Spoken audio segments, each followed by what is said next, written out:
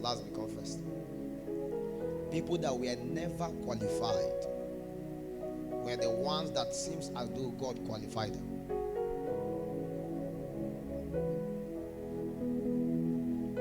Most times I realize that God is the one that gives speed. Right? Anytime you see speed in a man's life, check very well. The hand of the Lord is there. It's not just because a man flew a plane. Charlie at that time was actually like their best plane. I mean, the king, the king should use the best private jet. When you go to the airport, you want to fly, you have the presidential wing different. Those they are plane journey of 2 hours, that plane do it in 40 minutes. The planes are so sophisticated that when it comes to speed, they have of advantage. And peradventure, the company upgrade, they will go and buy that one. So Ahab, as a king, has the best of chariot, or you can refer to it as plane.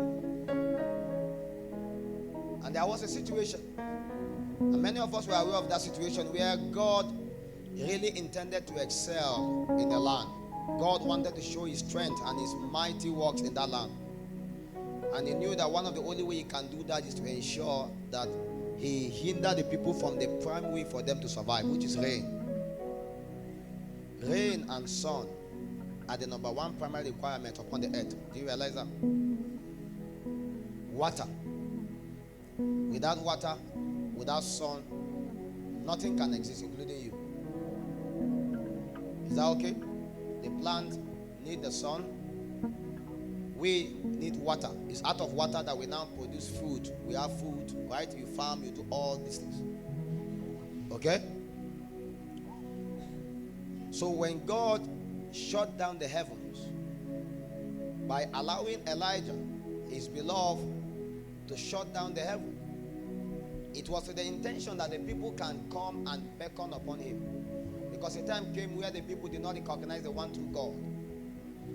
They serve idols. They are good at serving idols. They believe they want a God that is an idol.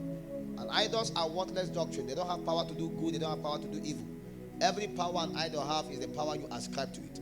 So it's an insult to the creativity of the Creator for mankind to serve idol. One of the greatest sins on the earth is the service of an idol. And anything can be an idol, including yourself. And that is the reason why you must be careful.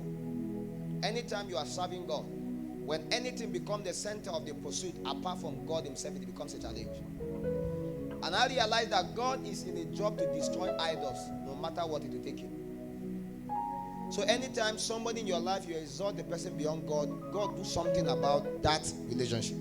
God does something about that advancement. If you have a business that means so much than God, God see that as an idol, so he fight that business. If you have a girl or you have a guy that means more than God, God does something. There is nothing wrong with the person. But God realized that that's the thing that occupies the primitive position in your heart. If your ministry or anything takes more position than God himself, he begins to cause things to happen to you that will make you return back to him. So God realized that these men have deprived from him. So he cast something to them. And one of the things he has to do is to shut down their rain, their supply of water. And he has to beckon upon one of his choice servants, which is Elijah. Elijah has been known to always do the biddings of God. And he appeared like a man from no man's land. He came to the scene strangely. See, as long as the Lord liveth upon whom I stand, there shall neither be rain nor dew until at my word again. And suddenly it shut down.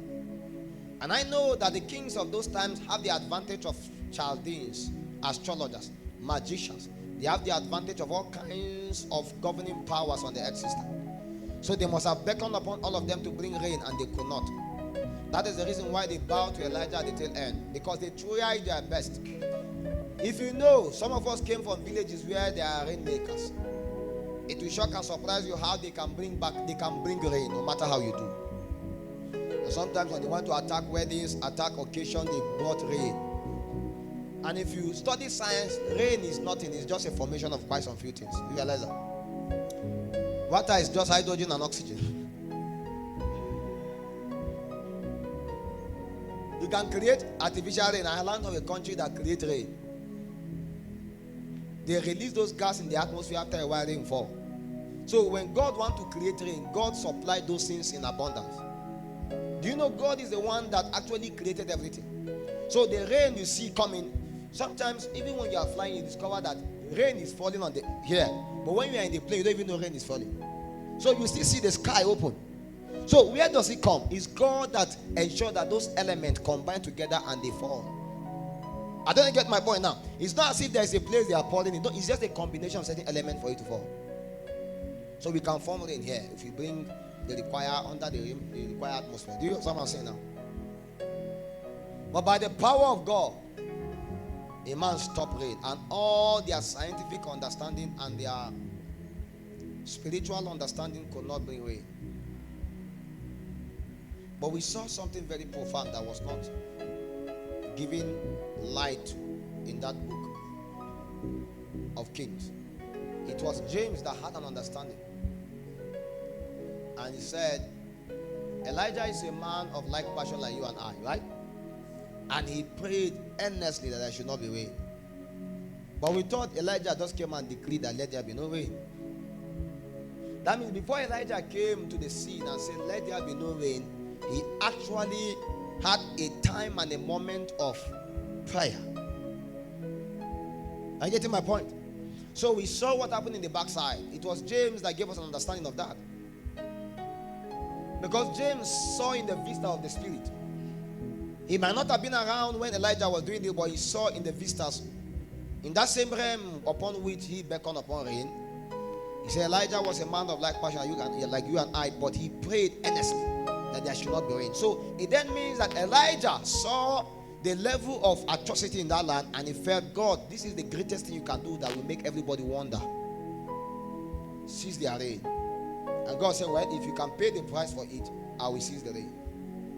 So Elijah decided to go pay the price for it. So Elijah prayed earnestly that there should not be rain. And as he prayed earnestly there should not be rain, when he felt that his prayer has struck a chord in the spirit, he came and stood and made the declaration as a powerful man. And of course, the rain stopped for 3.5 years. But do you know that since the rain stopped, him too need provision? He's still under the heavens.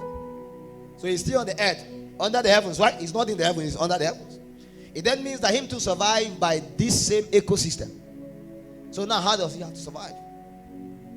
God have to find a way to provide to him through ravens and the rest. But when the moment was complete, that same protocol he engaged, he has to engage it again. My question here is that how did those people survive for this long without rain?